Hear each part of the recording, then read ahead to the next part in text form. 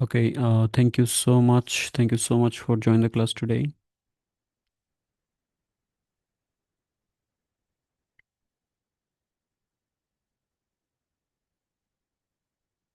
Okay, so we are now starting our new class. So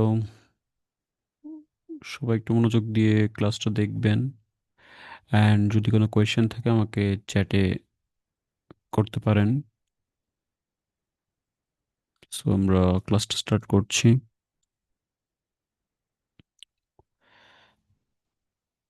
okay, so আমরা একটু আহ, দ্রুত দেখে ফেলি যে আমাদের আজকে আছে হলো বেসিক গ্রামারের ভেতরে মডাল অক্সিলারি। তো মডাল ভার্বগুলো আসলে আমাদের শিখতে হবে। এটা আসলে ইংলিশ লিখতে পড়তে বলতে আসলে খুবই কার্যকরী এবং অনিবার্য একটা বিষয়। সো খুব ভালো করে পড়ে বুঝতে যা রিডিং পড়তে পারেন না বা রাইটিং এ লিখতে পারেন না, দেন এগুলো এগুলোর জন্য অবশ্যই আপনাকে মডাল অক্সিলারিটা ভালো করে জানতে হবে, ঠিক আছে? সো এটা একটু দেখেন। সো মডাল অক্সিলারি কি? ইংরেজিতে এমন কিছু ভার্ব রয়েছে যেগুলো সক্ষমতা, সম্ভাবনা, ইচ্ছা, প্রয়োজনীয়তা, অনুমতি এগুলোই কিন্তু হয়। যেমন সক্ষমতা, সম্ভাবনা, ইচ্ছা, প্রয়োজনীয়তা, অনুমতি, গ্রহণ বা প্রদান ইত্যাদির ক্ষেত্রে ব্যবহার করা হয়। এই সমস্ত ভার্বগুলো হচ্ছে মডাল অক্সিলারি ভার্ব।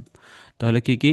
সক্ষমতা বোঝাবে, সম্ভাবনা বোঝাবে, ইচ্ছা অথবা প্রয়োজনীয়তা বা অনুমতি, গ্রহণ বা প্রদান।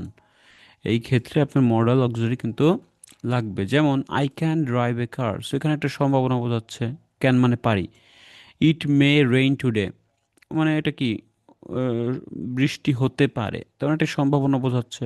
উই নিড স্টাডি হার্ডার, প্রয়োজনীয়তা বোঝাচ্ছে, আমাদের প্রয়োজনীয়তা। নিড, মে, ক্যান বা এই যে মে আই কাম, এগুলো কি? অনুমতি চাওয়া হচ্ছে।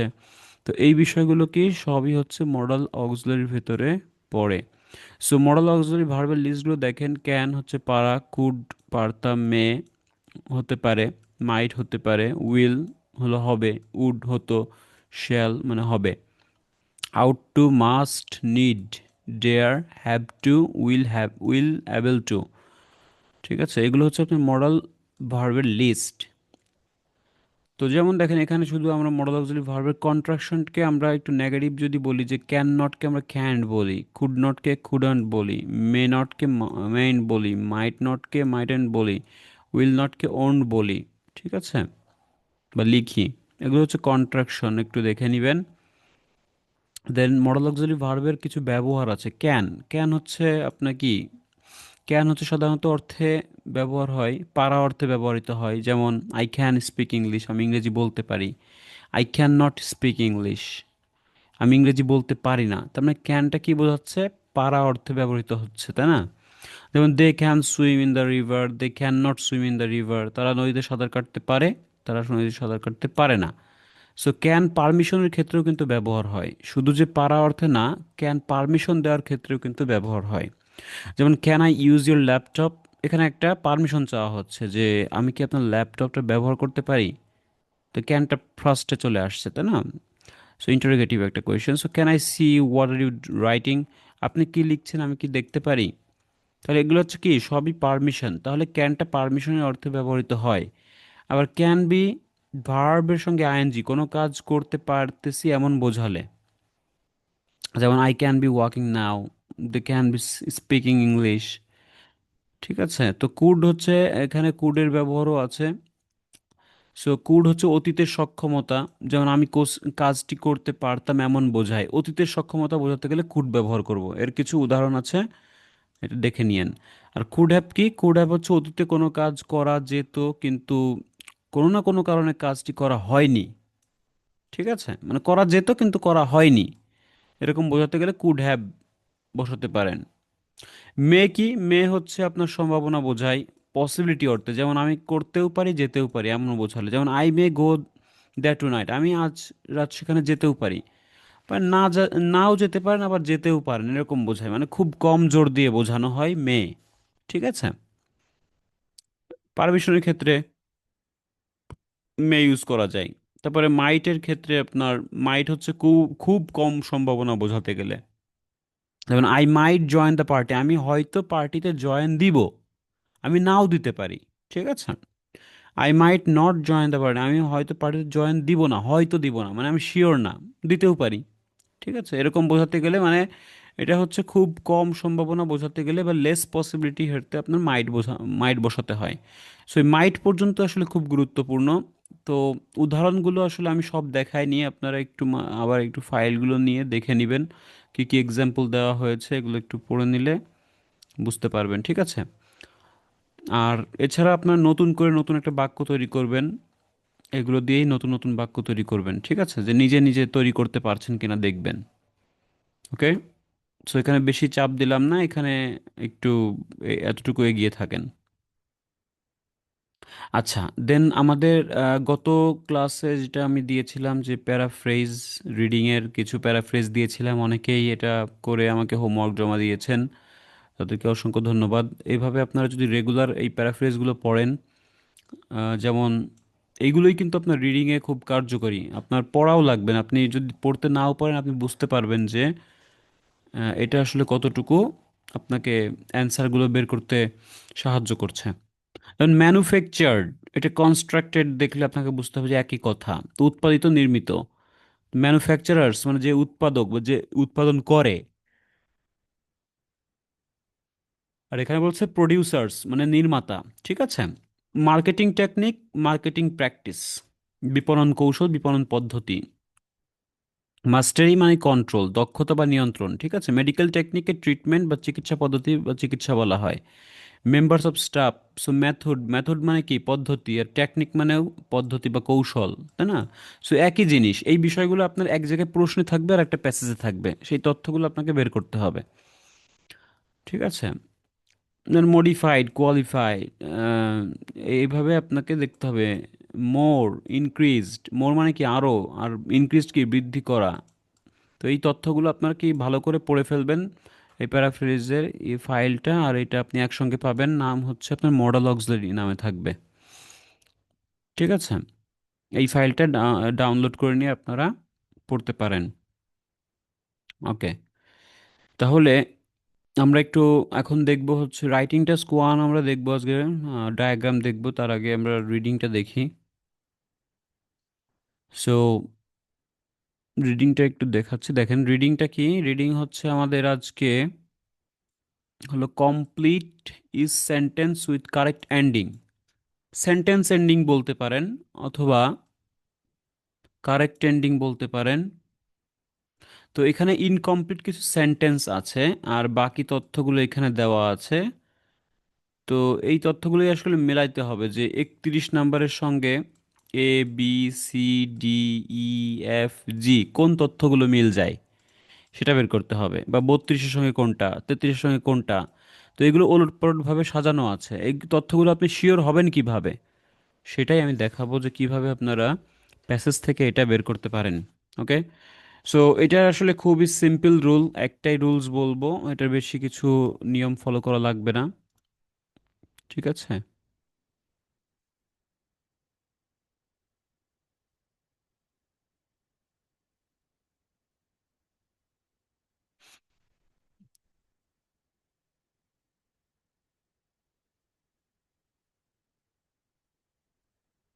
ওকে। তাহলে দেখেন এখানে কি বলা হচ্ছে, যে এখানে অনেক তথ্য দেওয়া আছে, এই তথ্যগুলো আমাদেরকে মিলাইতে হবে। ওকে। সো এখানে বলছে যে দেখেন যে complete sentence with correct ending, এখানে বেশ কিছু তথ্য আছে, এর বাকি অংশ কিন্তু এখানে নেই। বুঝছেন, মনে করতে পারেন এখানে ড্যাশ, এর বাকি অংশগুলো এখানে আমরা ড্যাশ মনে করছি, মানে এখানে নেই, এটা আমাদের এখানে মিলাইতে হবে। এখন এই তথ্য তো হুবহু আপনি প্যাসেজে পাবেন না, এই তথ্যগুলোর এই বক্সের এই তথ্যগুলো আপনাকে এখানে প্যারাফ্রেজ আকারে দেওয়া হয়েছে। ওকে। তো যেভাবে দেখা হোক আমরা এটা মিলানোর চেষ্টা করব।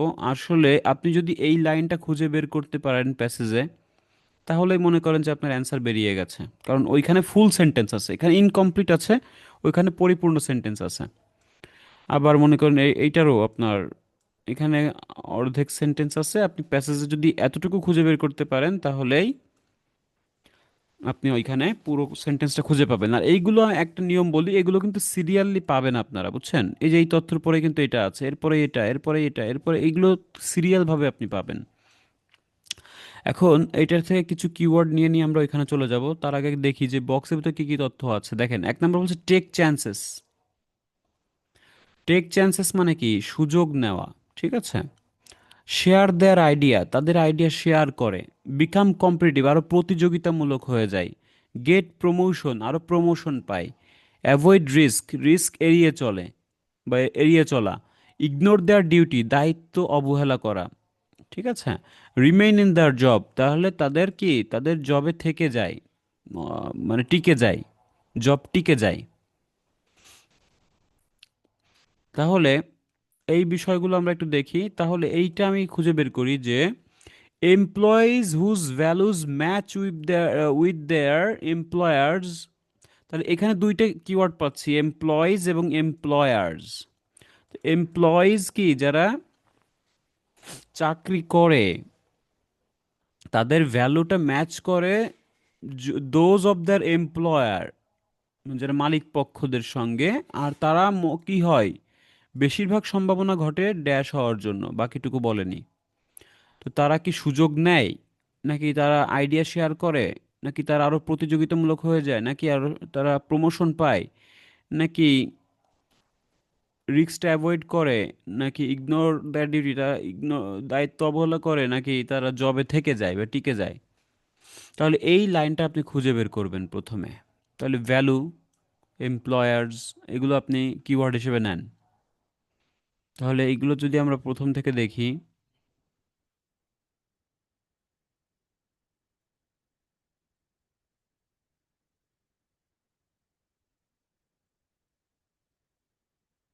Research shows that between the employees values and companies value, company বলে মালিক পক্ষের কথা বলা হচ্ছে, আর এমপ্লয়িজ মানে কর্মচারীদের ভ্যালু এবং companies value makes different what contribution they make, whether 2 years after they join they are still at the company. তাহলে দেখেন যে এখানে এই লাইনটা আমরা খুঁজে পেয়েছি। ঠিক আছে, এই লাইনে বলেছে যে রিসার্চ দেখিয়ে দেখা গিয়েছে যে এমপ্লয়ীদের ভ্যালুর সঙ্গে কোম্পানির ভ্যালু যদি কি হয়, যে তারা কি অবদান রাখছে, এবং 2 বছর পরও যদি তারা জয়েন করে, তারা কি থাকে, কোম্পানিতেই থেকে যায়। ঠিক আছে। আর এই কথাটার সঙ্গে আপনি কি মিলাইতে পারবেন 31-এর সঙ্গে? টেক চান্স তো সুযোগ নেওয়ার কথা বলেনি, আইডিয়া শেয়ার কোনো কথা বলেনি, কম্পিটিটিভ প্রতিযোগিতামূলক হওয়ার কোনো কথা আমরা দেখতে পাইনি, প্রমোশনের তথ্য আমরা দেখতে পাইনি, রিস্কের কোনো তথ্য দেখতে পাইনি, ডিউটির কোনো তথ্য আমরা দেখতে পাইনি। তাহলে কি পেয়েছি? জবে থেকে যাওয়ার কথা বলা হচ্ছে, রিমেইন ইন দেয়ার জব। ঠিক আছে। তাহলে আমি কি দিতে পারি? আমি এখানে অবশ্যই 31 নম্বরে জি লিখতে পারি। ঠিক আছে। ওকে, যদি অন্যটার সঙ্গে মিলে যেত তাহলে আমি ওটা নিতাম। এখন দেখেন, একটা তো আমি করে দিলাম, পরেরটা আপনারা বের করার চেষ্টা করবেন। দেখেন,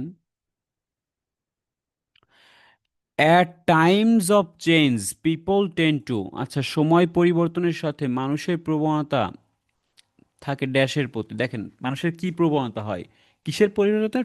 সময়ের পরিবর্তনের সঙ্গে সঙ্গে। অ্যাট টাইমস অফ চেঞ্জ, তাহলে এটাই আপনার কিওয়ার্ড। যেহেতু ছোট একটা বাক্য, সো আমরা এখান থেকে দেখি যে কোনো কিছু পরিবর্তনের কোনো কথা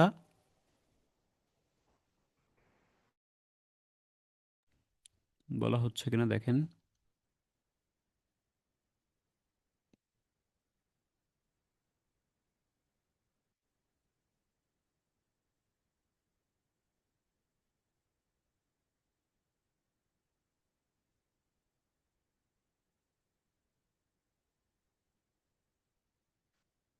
দেখেন, when things change, when things change we are hard, we মানে কি, আমরা, আমরা মানে কি, মানুষ। We are hard wired to play it safe. এই দেখেন, আমি একটা বিষয় বলে দিই, যে এই যে কোটেশনগুলা, এই কোটেশনগুলো খেয়াল করবেন। তারপরে দেখেন যে এই যে রিসার্চ শোজ দ্যাট, তারপরে হচ্ছে আপনার study, studied that, prove that.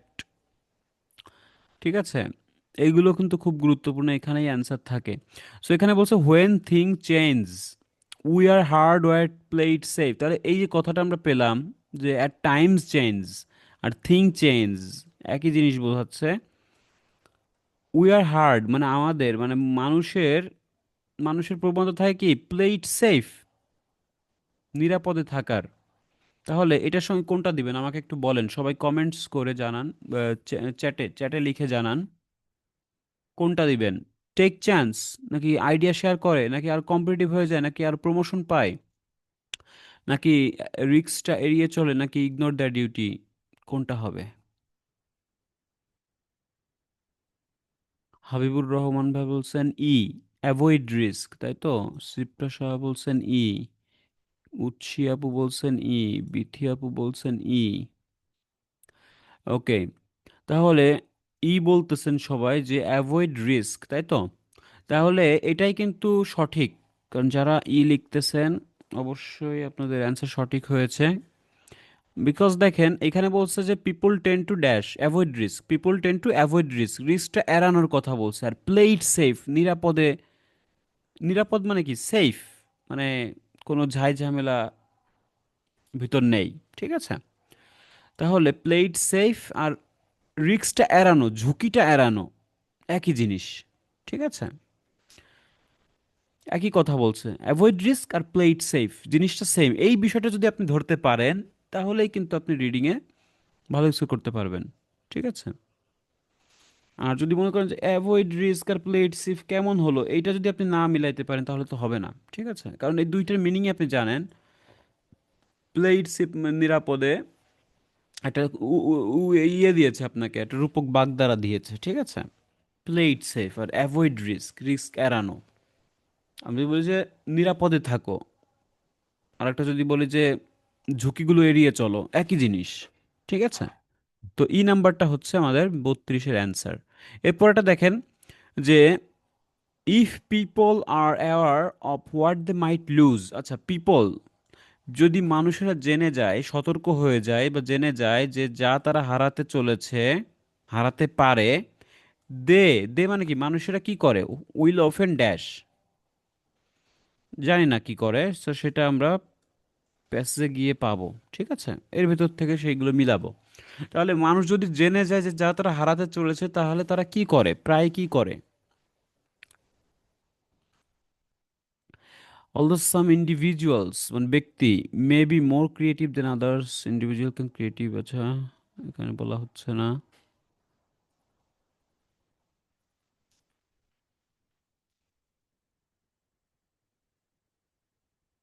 ও আমি আগে দেখছি কেন, এখানে তো লাস্ট এখানে ছিলাম।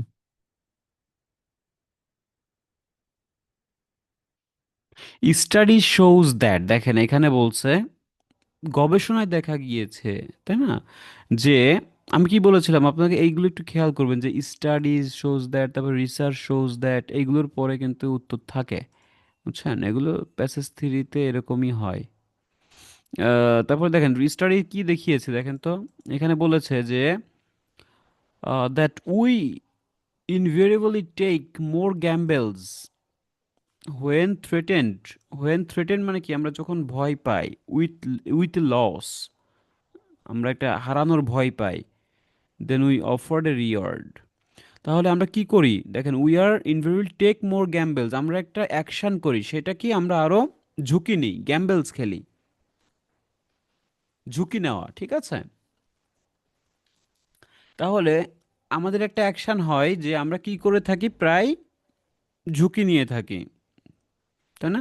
তাহলে এটার সঙ্গে ঝুঁকি নেওয়া বা মনে করেন যে একটা গ্যাম্বলস মানে কি জুয়া খেলার মতো কিছু একটা, সো সুযোগ নেওয়ার কথা বলা হচ্ছে, ঠিক আছে। সো এইটার সঙ্গে দেখেন কোনটা মিলে, আপনারা কোনটা মিলাইতে পারেন, 33-এর সঙ্গে কোনটা মিলবে।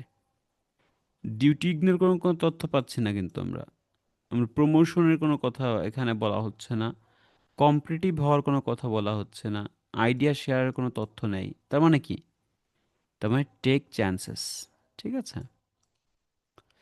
আচ্ছা, তাহলে এটা আমরা কি লিখবো, এখানে আমরা লিখবো হচ্ছে টেক চান্সেস।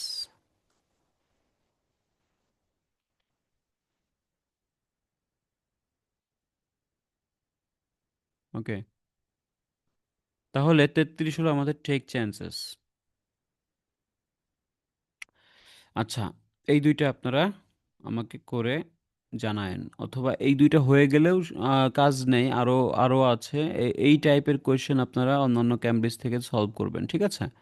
তো আপনারা আশা করি বুঝতে পেরেছেন যে কোথায় যেতে হবে, কারণ আপনাকে কিওয়ার্ডটা নিতে হবে, ঠিক আছে?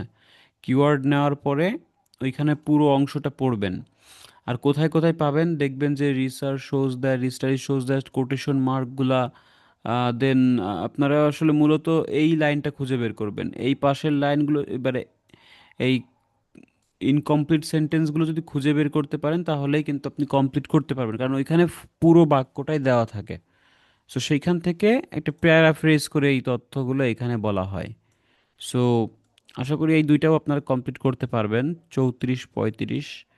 অ্যান্ড এই দুইটা হয়ে গেলে আপনারা অন্যান্য ক্যামব্রিজ বই থেকে এই টাইপের কোয়েশ্চেন সলভ করবেন, যেমন complete is sentence with correct ending, ঠিক আছে? সো এই এন্ডিংগুলো আপনারা একটু করে ফেলবেন। এটা হলো আপনাদের হোমওয়ার্ক থাকলো।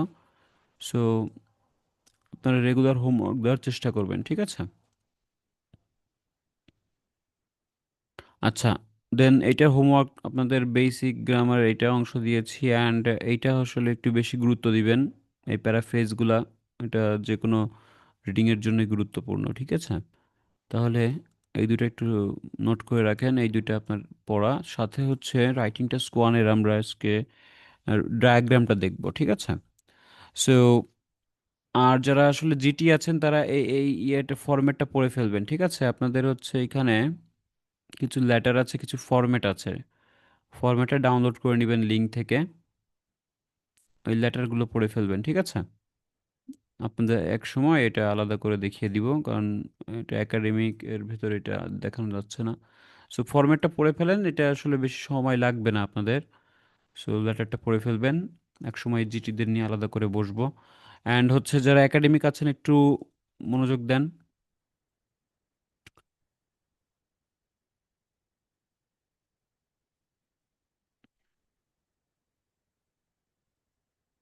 দেখেন, একাডেমিকে যে ডায়াগ্রাম বিষয়টা দেখেন, ডায়াগ্রামটা কি একটা প্রসেস, ঠিক আছে? আপনাদের যে গত ক্লাসে দেখিয়েছিলাম একটা টেবিল, সো টেবিলের মতোই বার চার্ট, তারপরে হচ্ছে লাইন গ্রাফ, দেন হচ্ছে পাই চার্ট, একই একই সিস্টেম, একই নিয়ম, কিন্তু ডায়াগ্রামটা একটু ভিন্ন।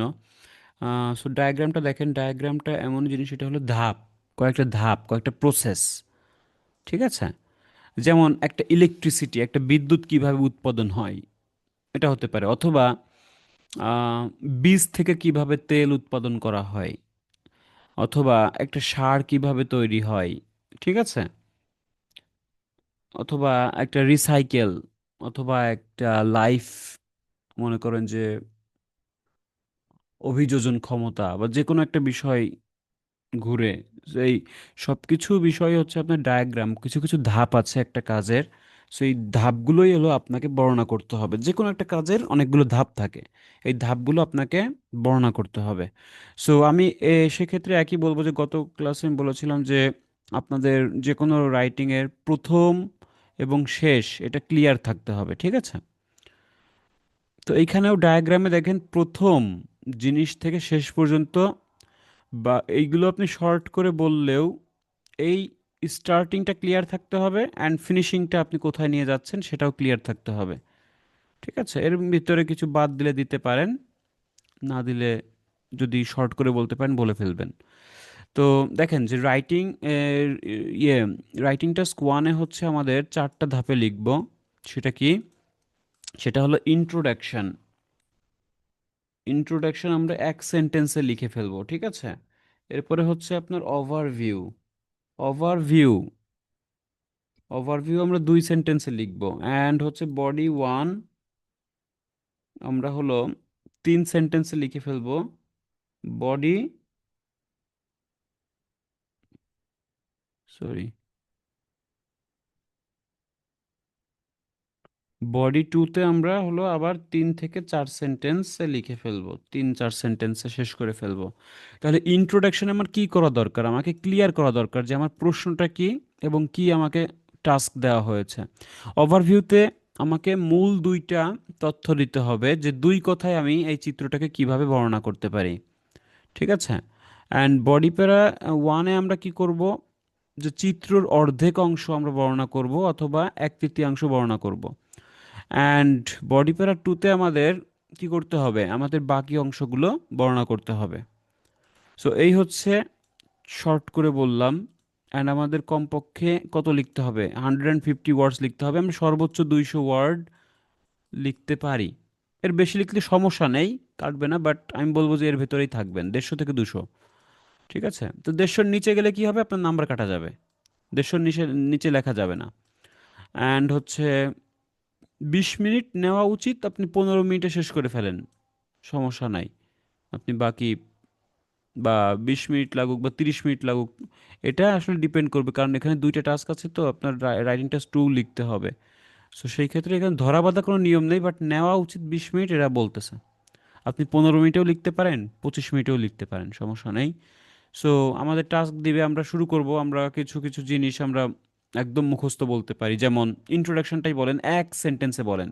কোয়েশ্চেনটা আগে ভালো করে পড়েন। বলা হচ্ছে, the diagram below shows how orange juice is produced.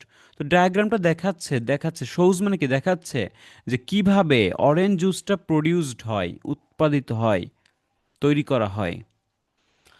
তাহলে ফ্রেশ অরেঞ্জ চলে যাচ্ছে ফ্যাক্টরিতে, ভালো করে একটু অবজার্ভ করবেন, আপনি 2-3 মিনিট ভালো করে চিত্রটা দেখেন, ঠিক আছে।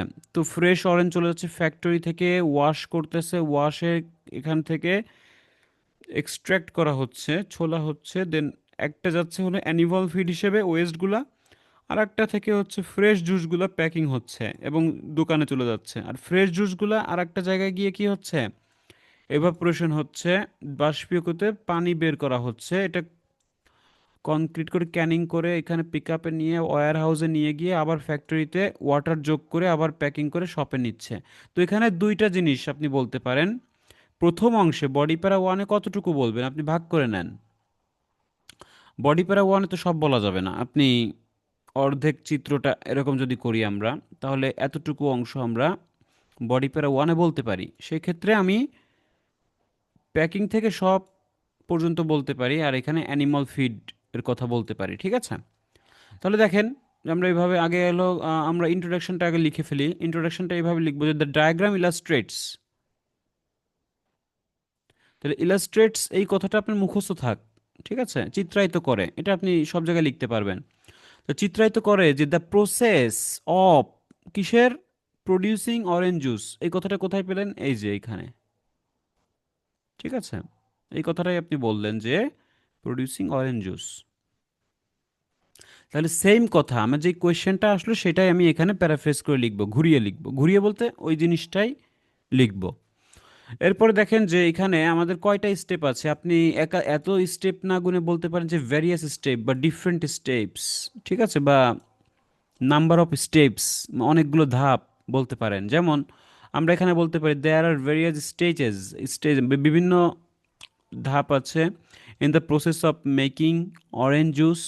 তো এটা শুরু হচ্ছে কি দিয়ে সেটা আপনাকে বলতে হবে ওভারভিউতে, যে beginning with collection of fresh orange and ending with distribution package juice to supermarket. তাহলে কি দিয়ে শুরু হচ্ছে, ফ্রেশ অরেঞ্জ কালেক্ট থেকে শুরু করে কি হচ্ছে, এটা শপে চলে যাচ্ছে, ঠিক আছে। আমরা যেমন bar chart, pie chart, line গ্রাফে আমরা কি করব, প্রধান দুইটা তথ্য এখানে দিব, তাই না। তো সেটা এখানে দেওয়ার দরকার নেই, এখানে আপনি প্রথম ধাপ আর শেষ ধাপগুলো বর্ণনা করবেন। ডায়াগ্রামে কি করবেন, প্রথম ধাপ আর শেষ ধাপটা আপনি ওভারভিউতে বলে দিলেই হবে, ঠিক আছে। এজন্য একটু আলাদা, এজন্য আমি আলাদা করে ডায়াগ্রামটাই দেখাচ্ছি। সো ইন্ট্রোডাকশন তো গেল, প্রশ্নটাই আপনি বললেন, ঠিক আছে।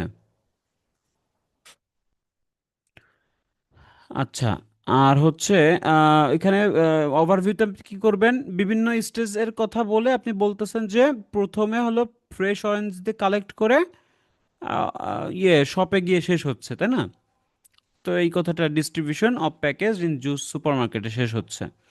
তাহলে আপনার দুইটাতে আপনি ফুল মার্কস পাবেন এখানে, ঠিক আছে। ফুল মার্কস আপনার হয়ে গেল, আপনি এই নিয়ম ফলো করে যে কোনো ডায়াগ্রামই করেন, আপনার নাম্বার উঠে যাবে।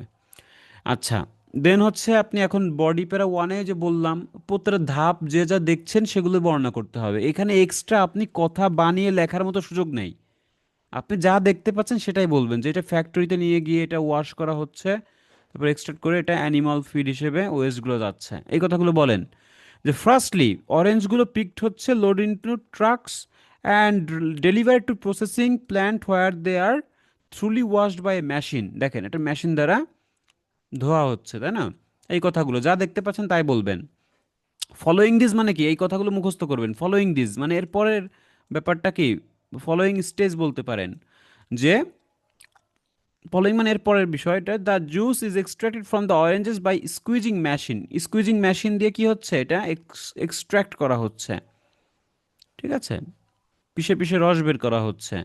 অ্যান্ড সলিড ওয়েস্টগুলো including orange peels seed collected feed animal, animal feed হিসেবে ব্যবহৃত হচ্ছে, তাই না? এই যে আমরা দেখতে পাচ্ছি অ্যানিমাল ফিড হচ্ছে, ওয়েস্টগুলো অ্যানিমাল ফিড হিসেবে ব্যবহৃত হচ্ছে। অ্যান্ড আরও একটা কথা বলতে পারেন যে দ্য স্কুইজ জুসগুলো কোথায় যাচ্ছে, এটা হলো ইদার প্যাকড হচ্ছে সুপারমার্কেটে অথবা ট্রান্সফার করা হচ্ছে অ্যানাদার ফ্যাক্টরিতে এভাপোরেশন প্রসেসের মাধ্যমে। সো এখানে দুইটা কাজ হচ্ছে, একটা হলো ফ্রেশ জুসগুলো প্যাকেজ করা হচ্ছে দোকানের জন্য, অথবা এভাপোরেশনের জন্য রেফ্রিজারেটর করে পাঠানো হচ্ছে। সো এই কথাগুলো বলে দিলেন, ঠিক আছে? ওকে, তাহলে আপনার অর্ধেক ধাপ আপনি পুরোটাই বর্ণনা করলেন, ঠিক আছে? বাকি অংশগুলো কি, এখান থেকে শুরু করেন।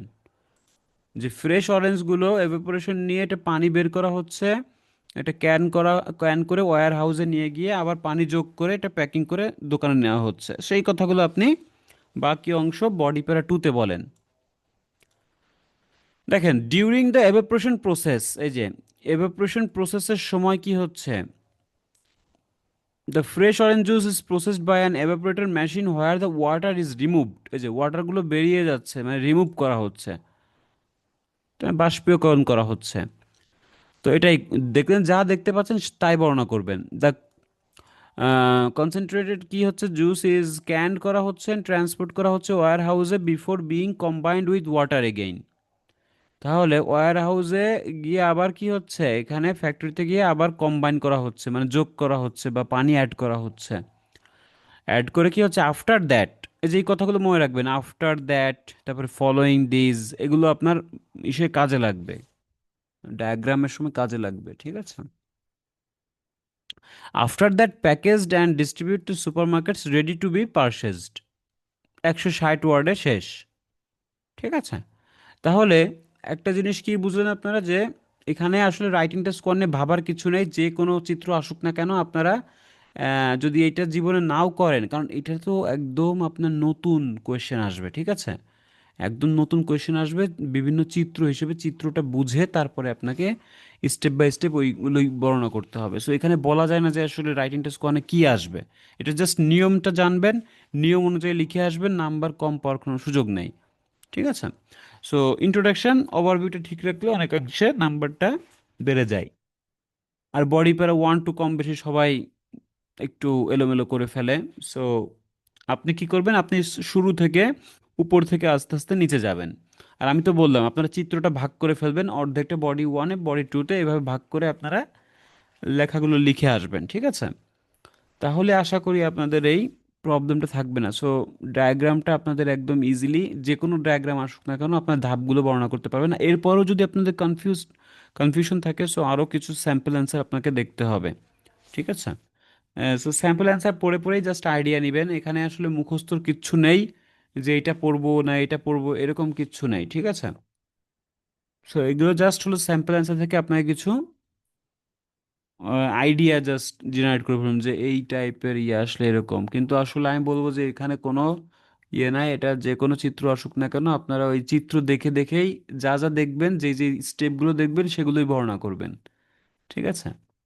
আর রাইটিং টেস্ট টুটা ভালো করলে দেখবেন যে টোটাল মার্কস রাইটিংয়ে খুব ভালো থাকতেছে। শুধু শুধু রাইটিং টেস্ট স্কোয়ার নিয়ে বেশি প্যানিকড হওয়ারও কিছু নেই, ঠিক আছে? এখানে মোটামুটি লিখলেই 3-এর ভিতরে 2, 1.5 থেকে 2 পেয়ে যাবেন।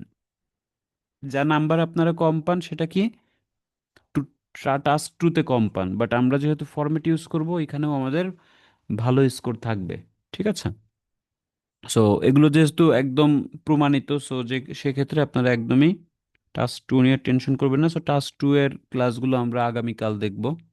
So, তার আগ পর্যন্ত বলবো যে এগুলো আসলে মাঝে মাঝেই আপনারা কি করবেন, স্যাম্পল অ্যান্সারগুলো দেখবেন, অ্যান্সারগুলো দেখবেন আর চিত্রের সঙ্গে মিলাবেন। দেখবেন যে নিজেই নিজেই অনেক কিছু বুঝতে পারছেন। ওকে। কারণ এগুলো হাজার হাজার প্রশ্ন হয়, হাজার রকমের ভিন্ন ভিন্ন প্রশ্ন হয়। সো এটার কোনো শেষ নেই যে এইগুলো পড়লেই হয়ে যাবে। কিন্তু টাইপগুলো কিন্তু লিমিটেড, যেমন এইগুলাই: লাইন গ্রাফ, টেবিল টাইপ, দেন হচ্ছে আপনার বার চার্ট টাইপ, তারপর হচ্ছে আপনার টেবিল অ্যান্ড পাই, কম্বাইন্ড কোনো কিছু আসতে পারে বা পাই চার্ট আসতে পারে, ঠিক আছে? ওকে।